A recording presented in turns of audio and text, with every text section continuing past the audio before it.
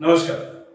हमारे पशु पक्षियों का एक बहुत बड़ा प्रॉब्लम है कि वो पढ़ लिख नहीं पाते हैं, तो हमारे कानून वो समझ नहीं पाते हैं। So as animal welfare activist या आप एनिमल वेलफेयर में कुछ भी कर रहे हो, तो ये बहुत जरूरी है कि आप जो भी कानून या रूल्स के लिए कोई ओपिनियन अपना पेश करते हैं या कोई मूवमेंट स्टार्ट करते हैं, तो उसे पढ़कर उसे समझ लेना बहुत जरूरी है।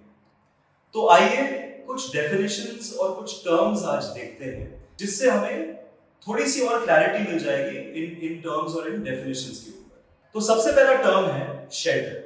शेल्टर हम उसे कहते हैं जब कोई एनिमल वेलफेयर ऑर्गेनाइजेशन या कोई संस्था कोई बीमार या घायल जानवरों के लिए उनकी देखभाल के लिए कोई फैसिलिटी खोलती है, जहां पे आप बीमार जानवरों को ले जा सकते हैं, उनकी चिकित्सा कर सकते हैं और वो ठीक करके उन्हें आपको वापस दे देते हैं। तो ये प्राइवेट जनरली होता है कि कोई प्राइवेट ऑर्गेनाइजेशन, कोई इंसान या कोई एनिमल वेलफेयर ऑर्गेनाइजेशन इसको रन करता है। सेकंड डेफिनेशन है जो आजकल काफी चर्चा में है, जिसे हम पाउंड्स कहते हैं। तो जब भी कोई म्युनिसिपल कॉर्पोरेशन या कोई म्युनिसिपैलिटी कोई ऐसी जगह बनाती है जहां पे हेल्थी डॉग्स को, यानी जो बीमार नहीं है, घायल नहीं है, उन्हें पकड़ पकड़ कर वहां पर अगर बंद कर दिया जाता है, तो इसे हम एक डॉग पाउंड कहते हैं या हिंदी में इसे हम कुत्तों का बाड़ा कहते हैं।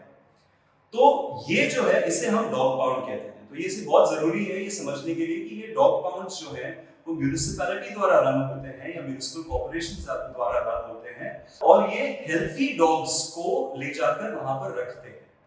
तो इसे हम डॉग पाउंड्स कहते हैं।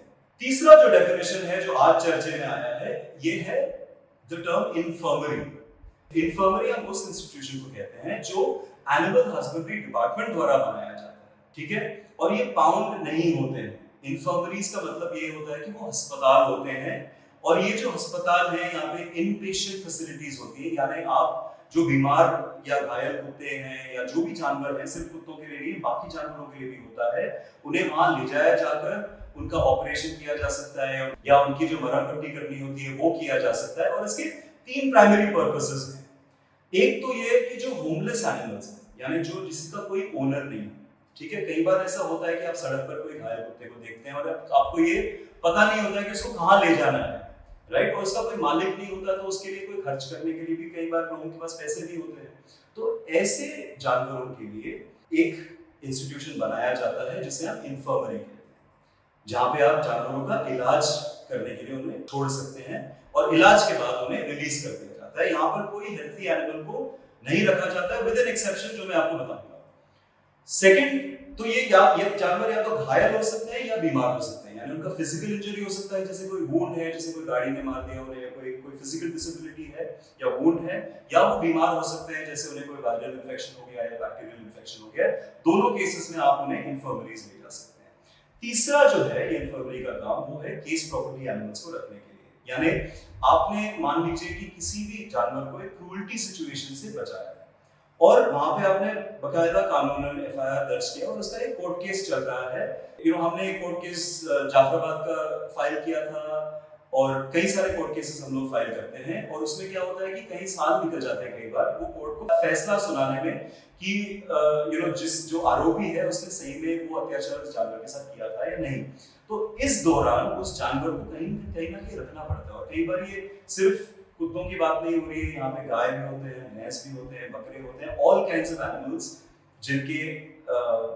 जिनके अराउंड कोई केस चल रहा हो, उन जानवरों को रखने के लिए भी ये इन्फर्मरीज का यूज किया जा सकता है।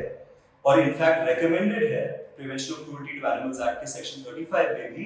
तो ये बहुत कोई नया कॉन्सेप्ट नहीं है, बहुत सालों से चलता आ रहा है कि हमारे दिल्ली में भी एक डिस्ट्रिक्ट एसपीसीए है, जो एग्जिस्टिंग एसपीसीए है, वहां पर भी एक इन्फर्मरी है, जहाँ पे अगर कोई घोड़ा घायल हो जाता है तो पुलिस जब केस करती है तो वो एसपीसीए को कॉल करती है, और जब प्रोसेस खत्म हो जाता है उनका रजिस्ट्रेशन का, तो उसके बाद उस जानवर को उस इन्फर्मरी में भेज दिया जाता है, जहाँ पे उनका देख रेख और रख रखाव किया जाता है।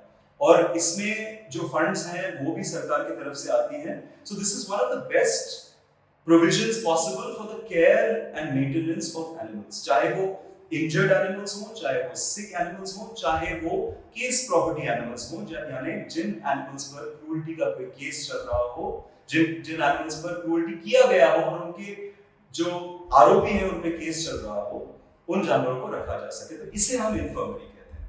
चौथा जो डेफिनेशन है वो है kennels। कैनल्स, अब कई लोग हम देख रहे हैं कि कैनल्स को भी लेकर वो कह रहे हैं कि ये पाउंड्स हैं, ये पाउंड्स हैं। Kennels are not pounds. Kennels जो है एनिमल बर्थ कंट्रोल रूल्स 2023 में के डेफिनेशन के हिसाब से बनाए गए हैं। तो एनिमल बर्थ कंट्रोल रूल्स के तहत जब आप कोई भी होमलेस जानवर को, कोई भी होमलेस डॉग को आप पकड़ कर ले जाते हैं उनका स्टेरिलाइजेशन करने के लिए, तो उनकी नसबंदी का जो ऑपरेशन होता है उसके बाद 4-5 दिन के लिए उन्हें ऑब्जर्वेशन के लिए रखना पड़ता है कि उनकी कोई इन्फेक्शन ना हो, उनकी स्टिचेस ना निकल जाए, और उनका पोस्ट ऑपरेटिव केयर जहाँ पे उनको एंटीबायोटिक्स दिए जाते हैं और बाकी जो भी उनका हेल्थ मॉनिटरिंग होता है वो उस बर्थ कंट्रोल एबीसी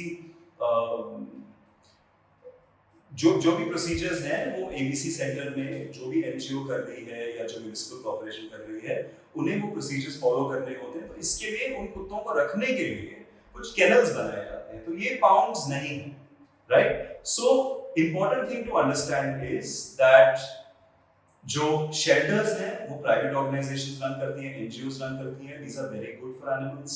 जो इन्फर्मरीज हैं वो एनिमल हस्बेंड्री डिपार्टमेंट रन करती है, और ये बहुत जरूरी है कि एक सरकारी सिस्टम बनाना जहाँ पे होमलेस एनिमल्स और सड़क पर पाए जाने वाले कई सारे जानवरों का फ्री में इलाज किया जाता है यहाँ पर, और उनको ठीक करके वापस छोड़ दिया जाता है, या फिर जिन जानवरों पे केस किया जाता है उनको रखा जाता है वहाँ पे।